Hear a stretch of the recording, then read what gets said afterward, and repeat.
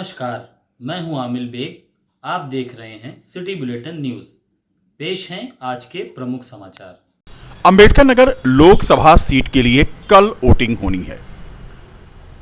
लोकसभा क्षेत्र के गोसाईगंज विधानसभा क्षेत्र में मतदान कराने के लिए पोलिंग पार्टियां शुक्रवार को जीआईसी अयोध्या से निकल करके बूथों पर पहुंच गईं।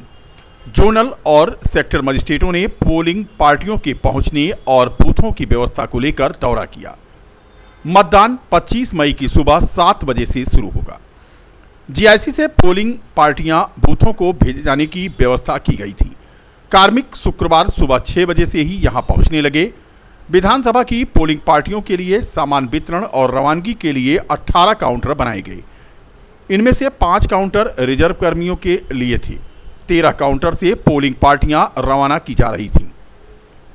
जिला निर्वाचन अधिकारी नीतीश कुमार अधिकारियों के साथ आज यहां की व्यवस्था देख रहे थे। बताया जा रहा था कि पीठासीन अधिकारी अपना सामान देख लें, कमी पर तत्काल बताएं। ईवीएम के संचालन को चेक करने के निर्देश भी दिए जा रहे थे। दोपहर 10 बजे के बाद पोलिंग पार्टियों को भेजे जाने की कार्रवाई शुरू हुई। रिजर्व कुल 481 पोलिंग पार्टियां आज रवाना की गईं। पोलिंग पार्टियों को वाहनों से संबंधित बूथों के लिए भेजा गया। पोलिंग पार्टियों की रवानगी के दौरान एक अफसर और कर्मचारियों के बीच बातचीत में तल्खी आते आते बची। रवानगी में लगे कर्मचारियों ने मामले को संभालने की कोशिश की। रवानगी के दौरान अव्यवस्था को लेकर भी कार्मिकों में चर्चा रही। कुल मिलाकर के पोलिंग पार्टियों की रवानगी के साथ ही जोनल और सेक्टर मजिस्ट्रेटों को जिम्मेदारी दे दी गई कि वह अपने बूथों का दौरा करें, पोलिंग पार्टियों के मतदान केंद्रों और बूथों तक पहुंचने की सूचना दें। बूथों की सुविधा को देखने के भी निर्देश हैं। यदि खामी मिले तो तत्काल दुरुस्त कराएं। बता दें कि पोलिंग पार्टियां सकुशल मतदान केंद्रों पर पहुंच गई हैं। इस दौरान सीडीओ ऋषिराज, डीडीओ उपेंद्र पाल रावत, परियोजना निदेशक आरपी सिंह के साथ साथ जोनल और सेक्टर मजिस्ट्रेट मौजूद थे। अंबेडकर नगर लोकसभा क्षेत्र के यहाँ पे गोसाईगंज विधानसभा क्षेत्र है, उसका यहाँ पे जनपद अयोध्या में की सीमा के अंतर्गत है। उसका यहाँ पे पार्टी रवाना हो रही है। कुल मिलाकर हमारे 44 सेक्टर मजिस्ट्रेट हैं और 5 जोनल मजिस्ट्रेट हैं। 347 के लगभग पार्टियाँ रवाना होगी यहाँ पे, और ये आज दोपहर तक 2-3 बजे तक यहाँ पार्टियाँ रवाना हो जाएगी और अपने गंतव्य स्थान तक सब पहुँचेंगी। उसके बाद हमारे पूरे सेक्टर मजिस्ट्रेट, जोनल मजिस्ट्रेट और हमारे एसडीएम्स है, उन क्षेत्रों का दौरा करेंगे, सभी बूथों की व्यवस्था देखेंगे। और सब लोगों ने पहले भी बूथ की व्यवस्था देखी है। एएमएफ इंश्योर करेंगे और जो मतदाता पर्ची हम लोगों ने वितरण किया था उसका भी इंश्योर करेंगे। सब कुछ करते हुए कल शांतिपूर्ण रूप से मतदान संपन्न कराया जाएगा। संभागीय परिवहन विभाग ने पर्याप्त मात्रा में वाहनों की व्यवस्था की थी विधानसभा क्षेत्र गोसाईगंज के लिए पोलिंग पार्टियों को ले जाने के लिए।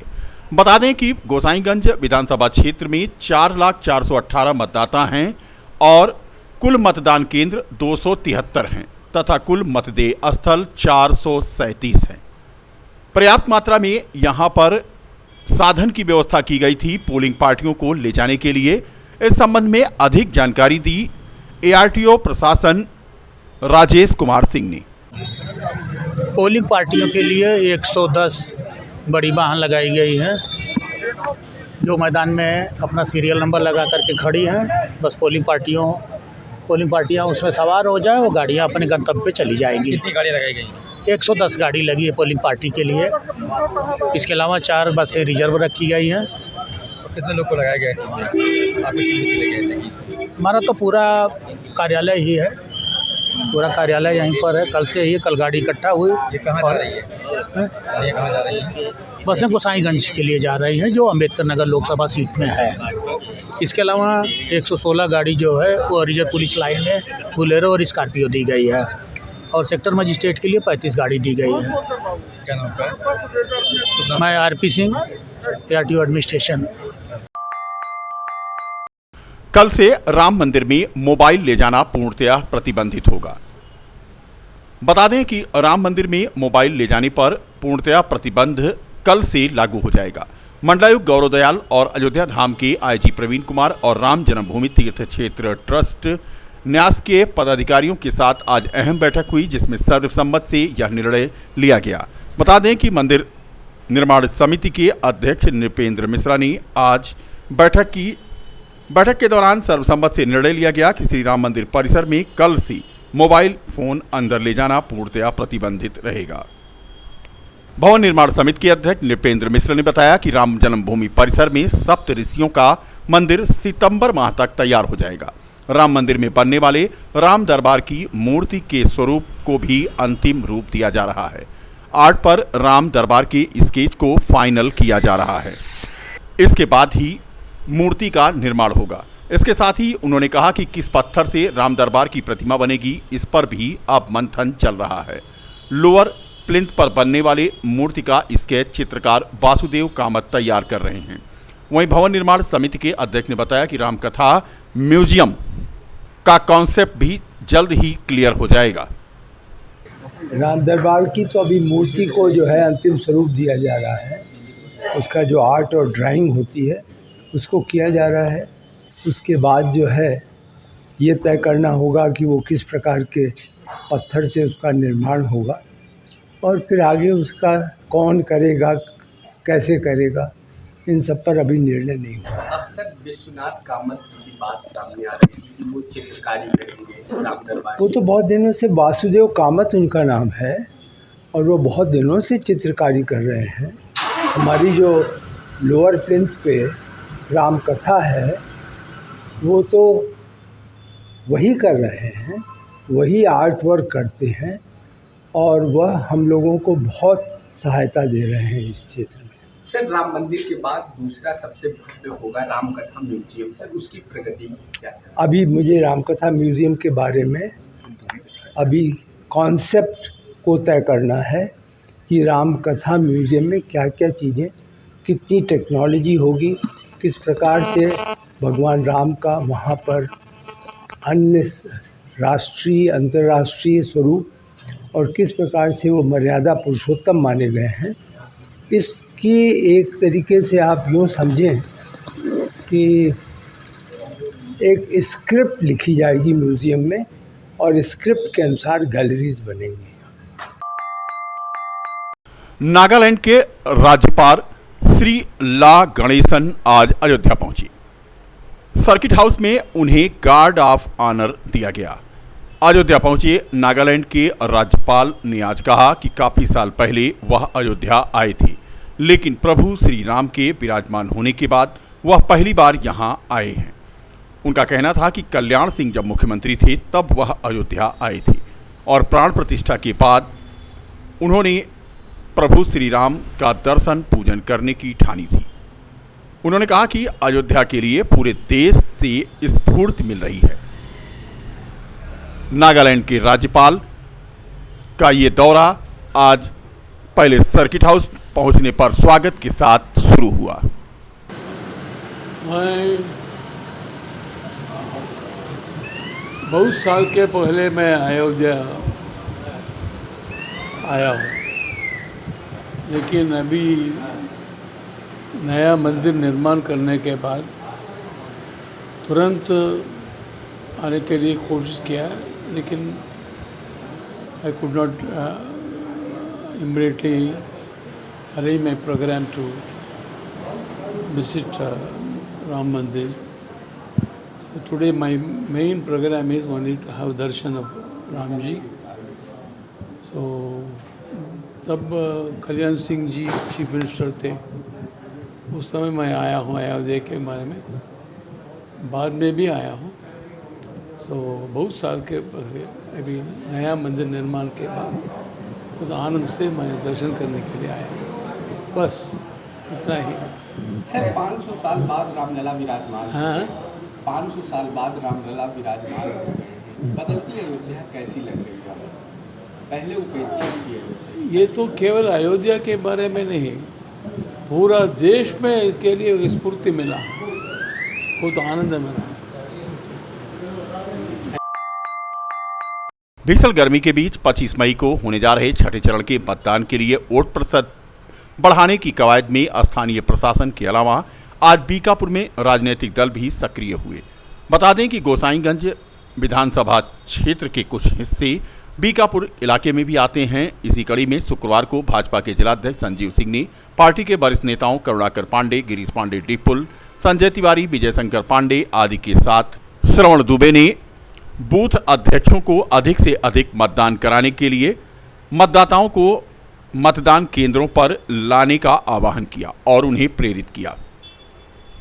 उन्होंने कहा कि अधिक मतदान से लोकतंत्र मजबूत होगा।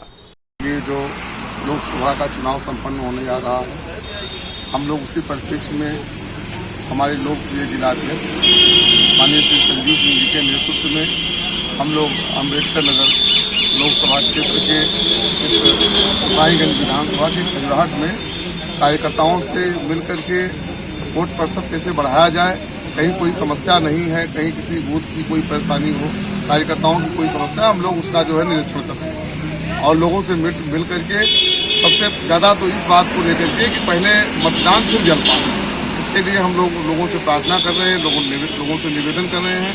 और हमारे जिलाध्यक्ष भी, हम लोगों के बड़े भाई आदरणीय श्री संजीव सिंह जी, हमारे छोटे भाई श्रवण दुबे जी, हम लोगों के समाज के अगुआ और पूर्वांचल में जिनका लोकप्रिय नाम है वीरेश कुमार पांडे डिप्पू जी, हमारे बड़े भाई श्री प्रियंश मिश्रा बब्बू जी, शैलेंद्र मोहन मिश्रा, छोटे मिश्रा जी, हम लोगों के बड़े भाई हैं और तमाम अपने शुभचिंतकों कार्यकर्ताओं के साथ हम लोग निकले हैं और जगह जगह इस बात की अपील को लेकर के ज़्यादा से ज़्यादा मतदान हो, वो मतदान का प्रतिशत बढ़ाया जाए और जो राष्ट्र के उन्नयन में, उत्थान में माननीय प्रधानमंत्री जी के नेतृत्व में दुनिया का सिरमौर बनाना है भारत को, तो उसके लिए कमल का फूल खिलाना है। अम्बेडकर नगर के चौड़े मंडल में मैं जगह जगह बूथ अध्यक्षों से, सेक्टर संयोजक से, सबसे स्वयं मिलकर संपर्क किया और मतदाताओं से ज़्यादा वोट करने की अपील किया कि सुबह उठें, सर्वप्रथम मतदान करें और भारी से भारी संख्या में जाकर के अपना मतदान का उपयोग करें, सदुपयोग करें, प्रयोग करें। क्षम और जिम्मेदार सरकार का चयन करें और मोदी जी को तीसरी बार प्रधानमंत्री। जिले के वरिष्ठ पत्रकार राजेंद्र प्रसाद पांडे की पुण्यतिथि 24 मई पर प्रेस क्लब में एक संगोष्ठी का आयोजन किया गया। कार्यक्रम के मुख्य अतिथि सांसद लल्लू सिंह तथा मुख्य वक्ता पत्रकार मनमोहन थे। कार्यक्रम की अध्यक्षता इतिहासविद प्रोफेसर अजय प्रताप सिंह ने किया तथा विशिष्ट अतिथि पूर्व महापौर ऋषिकेश उपाध्याय थे। कार्यक्रम के बारे में जानकारी देते हुए अधिवक्ता रोहित पांडे ने बताया कि विगत वर्षों की भांति इस वर्ष भी पुण्यतिथि के अवसर पर भारतीय लोकतंत्र में पत्रकारिता की भूमिका विषय पर यह संगोष्ठी आयोजित की गई थी। इस संगोष्ठी में जिले के पत्रकारों सहित प्रबुद्धजनों ने अपनी उपस्थिति दर्ज कराई।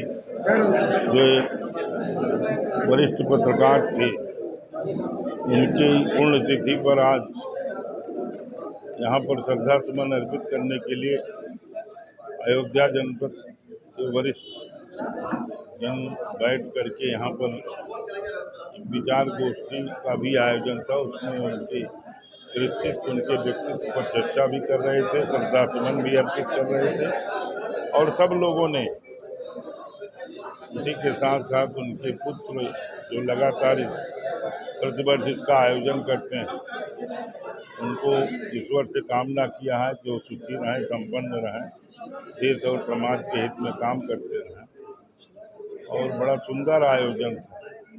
सब लोगों ने इस लोकतंत्र में पत्रकारिता की भूमिका विषय पर अपने अपने विचार व्यक्त किए। स्वाभाविक रूप से साल में एक बार हम सब साथ में काम करते रहे हैं, एक बार इसी बहाने याद भी करते हैं और किसी न किसी विषय पर चर्चा भी करते हैं।